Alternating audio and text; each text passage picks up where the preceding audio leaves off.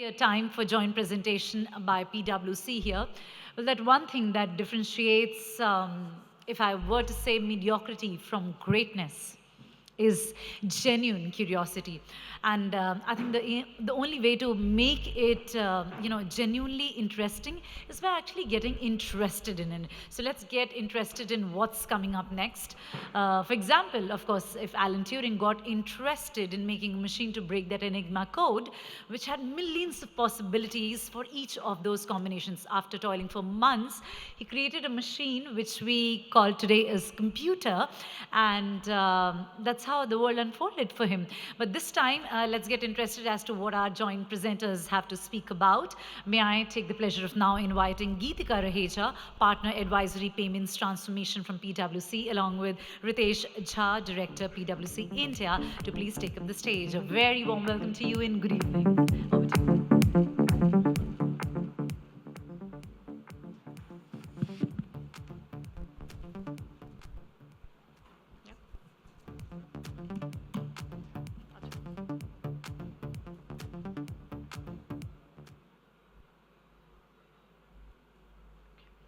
Good evening, ladies and gentlemen. I am Geetika Raheja. I'm a partner in the payments practice. Hi, everyone. Good evening. My name is Ritesh Jha. I'm a director with the financial services practice of PwC.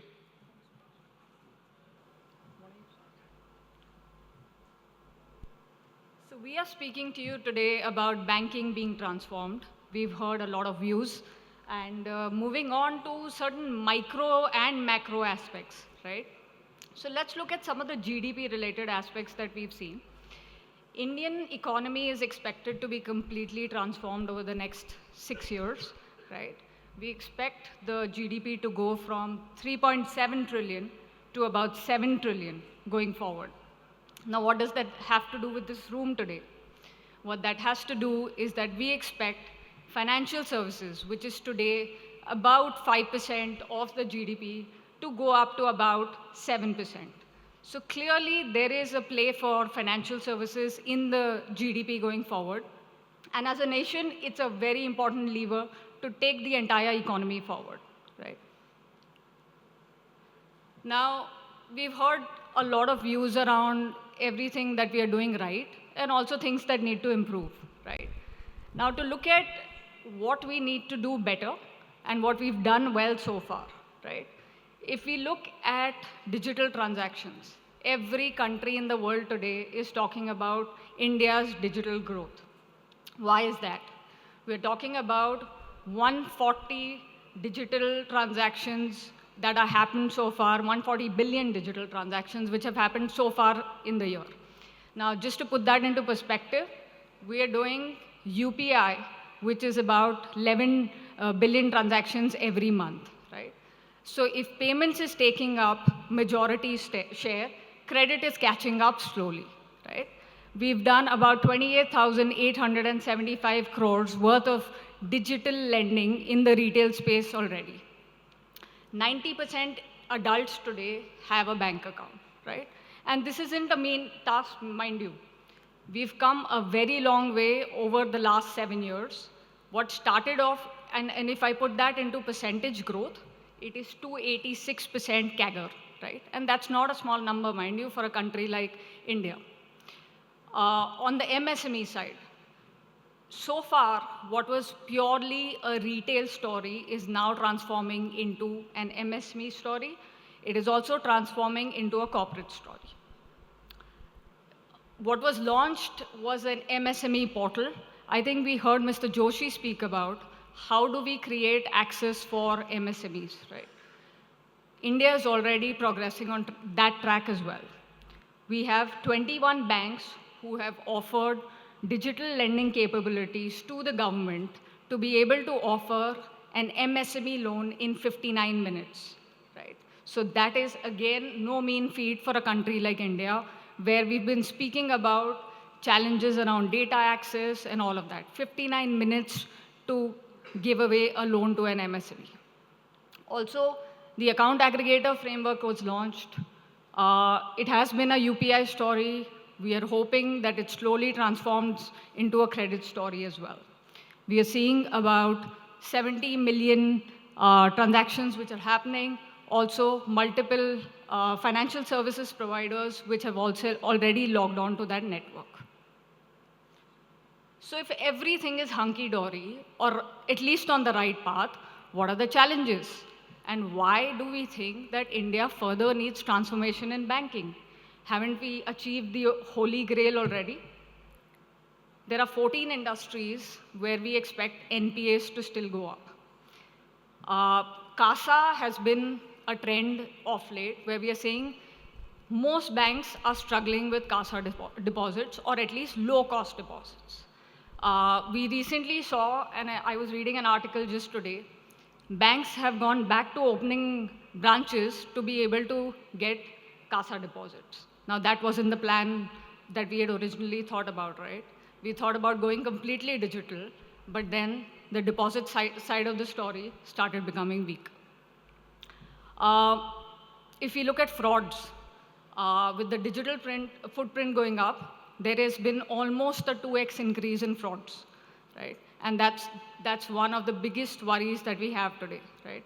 We heard the MDs and CEOs speak about how cybersecurity and risk are top of the mind today, right? A few other issues, complaints have been going up, right? Not just from urban areas, many complaints coming in from rural areas as well. Banks, if we look at some of the functioning of the banks, one of the complaints we've been hearing of late is, how do I train my relationship manager better? How can he have better conversations with clients, right? How do I start engaging far better with my clients? In fact, my relationship manager churns every 6 months. So how do I tackle some of that? Now, that was the supply side of the story, right? Now, let's look at the demand side of the story. What is a customer expecting? Now, a customer today is basically expecting my bank to hold my money safe, lend me when the time is right, also advise me because he knows exactly how much money do I have. Now, are banks being able to do this effectively? We think there's some way to go for that, right? Now, with that as the background and what is still needed to be done, I'll have Ritesh come in and speak to us about what is that vision for banking that we expect in the year 2030, right? There are a lot of terms here. Some may turn out to be a reality, some may turn out to be just fads, right? But at least we are closely tracking a lot of these trends, and we'll have Ritesh speak about these soon. Thanks, Geetika. Now, while Geetika mentioned about all the challenges and key priorities for the banks, it is imperative for banks to rethink their vision, reimagine their purpose, and therefore reinvent their business model based on what we see as the future state of technology and digital banking. Basically, what customer wants today is that, can I look at my bank more from a transformational lens rather than a transactional lens? The expectations are around making life simpler. Can my bank be my personal finance concierge? Can I execute my transactions seamlessly, intelligently? Can my bank be available as and when required? And can my bank get integrated seamlessly into my lifestyle? Now, what we have also done is try to take a sneak peek into what the future might hold and what could be those future trends. There are some pivots that we feel that banks might have to do. The first one is, like, if you look at maybe a few years back, most of the banks or financial institutions were talking about being a super app. Every company wanted to become Amazons of the world. Now we are seeing a shift from that kind of a super app ecosystem to a sector-specific ecosystem, where we would see banks integrating with non-financial services companies to creating a niche ecosystem, a sector-specific ecosystem.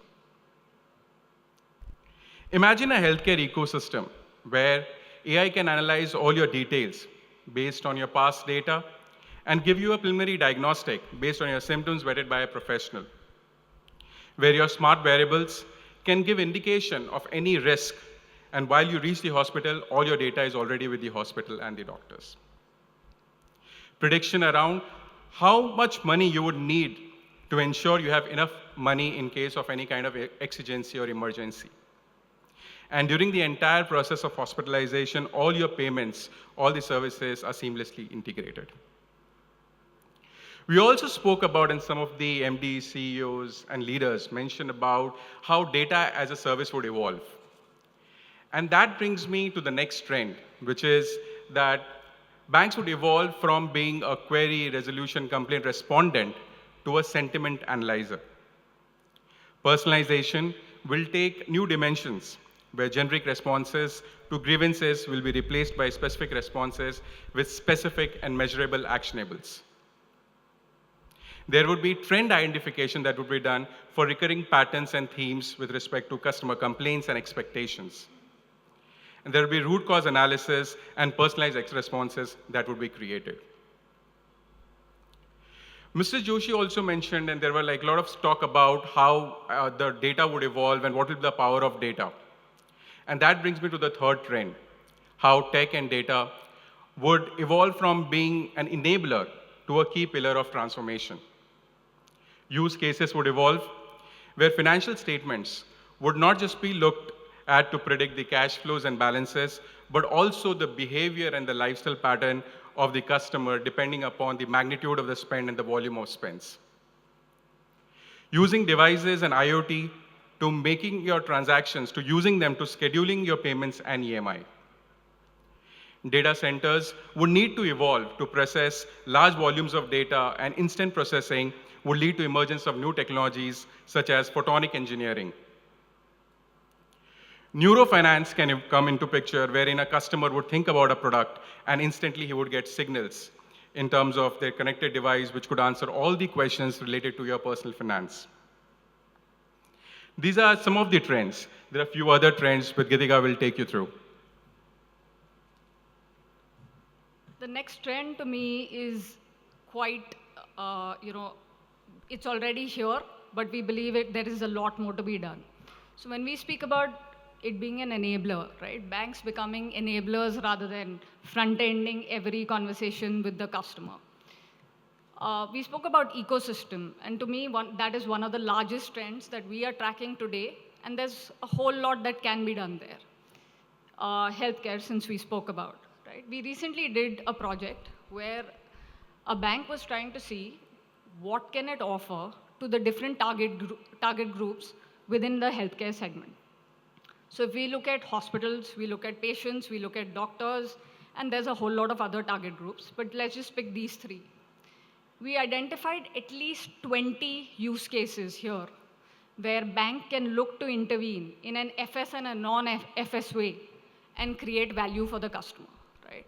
One of them, a very simple one being, today a hospital does not get paid instantly if you choose cashless, right? If you choose to do a surgery cashless, the hospital tends to be out of pocket for 3 to 6 months, right? But how does the bank know how much it needs to pay for each patient, right?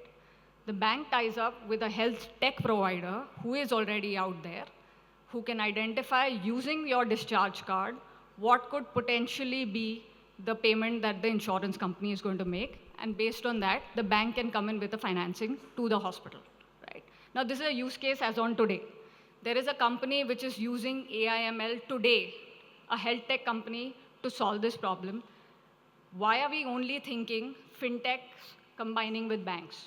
We need to start thinking intersectorial, where health techs, edutechs, then tie up with banks, and there is value for the ecosystem there. So to me, this is a trend that we are tracking closely, and we believe there is value there. The next two, again, the next one is the point around the bank being a financial advisor, right? Today, banks are not competing amongst themselves. Banks are competing with finfluencers, right? A trend that no one would have thought would have emerged so drastically. Today, when credit cards need to be bought, the next generation doesn't look at Googling it, they go and look at what finfluencers are saying. Can the RM today compete with a finfluencer? And how can he compete with that finfluencer? Is a trend that we are tracking. We also believe data has a key role to play there, and banks need to start thinking how they can empower their RMs far better than what it is today, right? So that's where also India is moving towards becoming an affluent market. And affluent here does not mean, in global parlance, what they mean affluent, right? We are speaking 8 lakh rupees plus annual income. If that is a trend, and today there are 60 million such customers, we expect that to go up to 100 million. That is 11 lakh customers getting added on a monthly basis who need financial advice. They are the bank's customers already. We need to start tapping them. Lastly, in all of this and everything that Ritesh spoke about also, right, it is futuristic. We expect compliance to play a very big role. 20% of all the Gen AI POCs which are happening are in the area of risk and compliance today, right? We believe the compliance function at banks is going to undergo tremendous change going forward. So that is one area where we believe data and tech are going to play a very integral role. Also, the first line of defense is now going to start becoming very critical. It could be the RMs again who are going to be playing that role themselves. So that's another transformation that we believe is going to come up. So 6 pivots that we believe banks need to start taking up to plan for the future. And just with that, we will conclude our presentation today with Ritesh giving us a 50,000 feet view of where we can land. Thanks, Geetika. So Jeff Bezos once compared internet to the kind of revolution that electricity has generated. So digital banking is on a similar brink of revolution. Just how as electricity once revolutionized industries and internet transformed companies, we are now on the brink of similar revolution in banking. As electricity powered factories fueling unprecedented industrial growth, digital technology is set to energize our financial ecosystem. We need to create an ecosystem where all of us can thrive and survive. And we need to create an inclusive environment. Together, we need to evolve into the future of financial services. That's it from us. Thank you very much.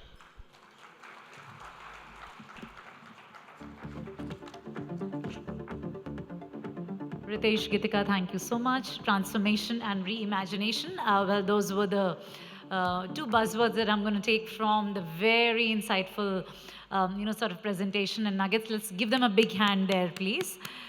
Thank you very, very much for sharing all of that and more.